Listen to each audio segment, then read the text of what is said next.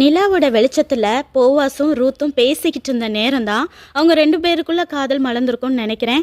Night அங்கேயே வந்துட்டு ரூத்து படுத்து தூங்குறாங்க. அப்புறம் முகம் தெரியறதுக்குள்ளேயே நல்லா விடியறதுக்கு முன்னாடி எந்திரிச்சு அவங்க வீட்டுக்கு போகணும்னு கிளம்புறாங்க.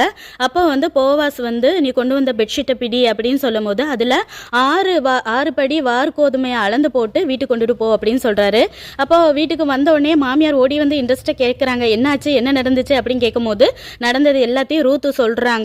அப்போ அவங்க மாமியார் சொல்றாங்க, என் மகளே இந்த காரியம் எப்படி முடியும் அப்படின்னு தெரிஞ்சுக்கிற வரைக்கும் நீ பொறுத்துரு. இந்த மனுஷன் இன்னைக்கே அந்த காரியத்தை செய்யறதுக்கு முன்னாடி ரெஸ்டே எடுக்க மாட்டாரு அப்படின்னு சொல்லிட்டு நகோமி சொல்றாங்க. பாருங்க, நகோமிக்கு ரூத் மேலேயும் போவாஸ் மேலேயும் எவ்வளோ நம்பிக்கைன்னு. ரூத்தும் தன் மருமக சொன்ன உடனே கீழ்ப்படிவான்னு சொன்னாங்க. அதே போல ரூத்தும் அன்னைக்கே கீழ்ப்படிஞ்சு போவாஸ்கிட்ட போய் ரொம்ப பேசி பழக்கம் இல்லாத ஒரு ஆள்கிட்ட அதுவும் தனியாக போய் பேசுறாங்க. அவ்வளோ